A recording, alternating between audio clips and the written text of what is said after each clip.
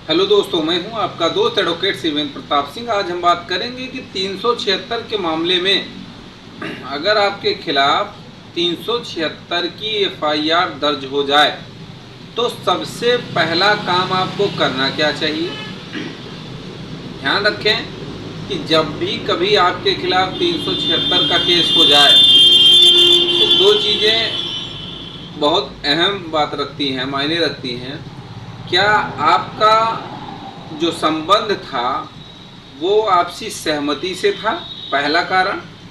दूसरा, क्या आपका कोई विवाद था, जिसने भी आपके खिलाफ वो मुकदमा लिखाया उसके परिवार से आज नहीं तो कल कभी भी कोई विवाद था या नहीं था। ये दो चीज़ें। और एक बात और ख़ास मान ली जाए कि क्या आप दोनों के बीच प्रेम संबंध था। ये इर्द गिर्द इन्हीं तीन चीज़ों के चलते एफआईआर लिखाई जाती है। सबसे बड़ी बात एक चीज़ और गौर करने वाली है कि अगर आपके खिलाफ 376 जैसी धारा में मुकदमा दर्ज हो गया और वो मुकदमा जो दर्ज हुआ उसमें आपने क्या कार्रवाई करी अभी तक या नहीं करी, उसके बारे में बात ना करते हुए हम बात ये करते हैं भाई जिसने छोड़ दिया, मुकदमा दर्ज हो गया, कुछ नहीं कर पाया, पता चला जेल चला गया। लेकिन जो जेल नहीं गया है वो अगर समझे तो देखिए 376 की एफआईआर दर्ज होते ही आपको सबसे पहला दो काम करना चाहिए। एक कि जैसे ही जानकारी मिली आप भी अपनी सफाई दें और रिटर्न में दें, लिखित प्रार्थना पत्र दें। थानाध्यक्ष को भी दें, वरिष्ठ अधिकारियों को भी दें कि साहब ये नहीं, ये सत्य बात भाई आपका उसका संबंध रहा, सहमति से रहा। अक्सर आप देखते हैं होता क्या है कि औरत भी शादीशुदा, आदमी भी शादीशुदा, या औरत शादीशुदा, आदमी शादीशुदा नहीं है। दोनों के तालमेल से चीज़ें चलती रहती हैं, प्रेम भाव चलता रहता है, संबंध चलता रहता है। लेकिन अब चूंकि ये ऐसा संबंध है हमेशा नहीं चलता। 376 एफआईआर आज नहीं कल होनी ही है, या तो फिर आदमी भूल जाए। लेकिन जब आदमी का जब तक एक दूसरे से कुछ न कुछ स्वार्थ सिद्धि रहती है, देखिए यहाँ पे जो स्वार्थ सिद्धि की बात है, ऐसा नहीं केवल आदमी, औरत का भी आदमी का भी, जब तक स्वार्थ एक दूसरे से रहता है तब तक वो रिलेशनशिप चलता है। उसके बाद जब स्वार्थ कहीं ना कहीं से स्वार्थ सिद्धि में दरार आने लगती है या स्वार्थ नहीं सिद्ध हो पाता है, तभी एफआईआर दर्ज होती है।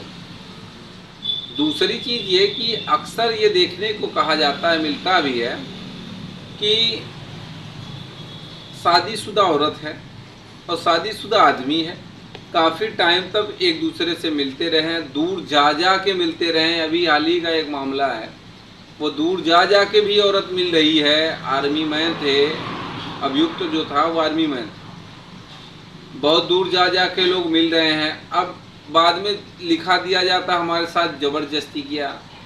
तो भैया ये समझिए कि आपके साथ एक आध बार ज़बरदस्ती होती है, 2 बार ज़बरदस्ती होती है, 3 बार ज़बरदस्ती होती है, 100 बार ज़बरदस्ती थोड़ी होती है।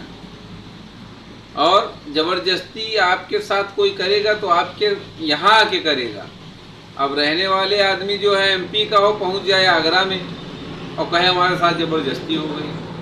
क्या करने आगरा गई भैया, जरा सा बताएं, करने क्या गई आगरा में, जो लोग कहते हैं। और एक चीज़, जो शादीशुदा स्त्री और पुरुष हैं, खासतौर से जो औरतें शादीशुदा हैं, अगर वो सहमति से संबंध बनाएं तो कई ऐसे जजमेंट हैं अलग अलग हाई कोर्ट्स के जिसमें साफ कहा गया है कि अगर महिला शादीशुदा है और सहमति से संबंध बनाई है तो वो यौन शोषण के श्रेणी में नहीं आता या उस पर 376 की एफआईआर नहीं दर्ज होगी।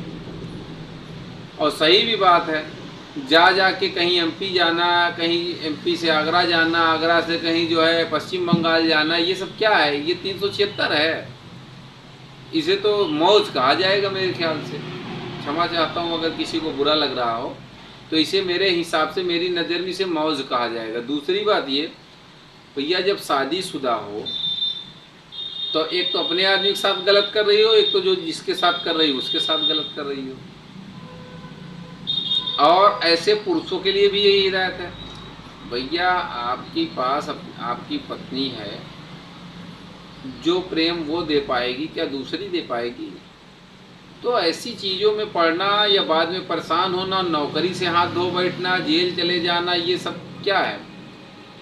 ये जेल जाने का एक खुला रास्ता है, आप तैयार कर रहे हैं कि मुझे जेल जाना है। दूसरी चीज़ ये सबसे अहम बात कि अगर ऐसी बात हो ही जाए तो आप अपने सबूतों को लगाते हुए सबसे पहला काम तो आप एंटीसिपेटिक बेल फाइल करें। जब एंटीसिपेटिक बेल फाइल हो जाए, एप्लीकेशन वो मैंने जो कहा उसको दे दीजिए, उससे लाभ मिलेगा कि साहब हमने भी अपनी बात रखी है। जब आप एंटीसिपेटिक बेल फाइल कर देंगे, बेल मिल भी सकती है, नहीं भी मिल सकती है, वो आपके मुकदमे पे डिसाइड होगा कि भाई आपका केस क्या है, आपके पास ग्राउंड क्या है, आपके पास सबूत क्या है, मेडिकल के क्या पोजीशन है, 164 का क्या है, एफआईआर में क्या कहा गया है।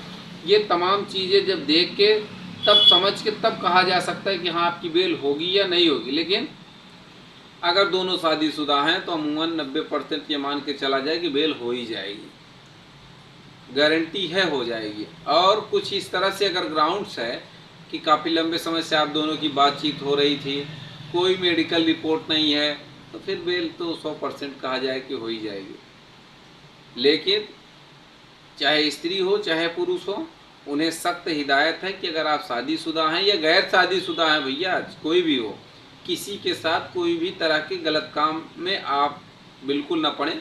अगर गलत काम में आप पड़ें, पकड़े गए या फिर एफआईआर हुई, तो जाहिर सी बात है उसका फिर परिणाम बहुत ही आने वाले समय में आपके लिए बुरा हो सकता है। तो उम्मीद करता हूँ, आशा करता हूँ आज की यह जानकारी आपको बेहद पसंद आई होगी।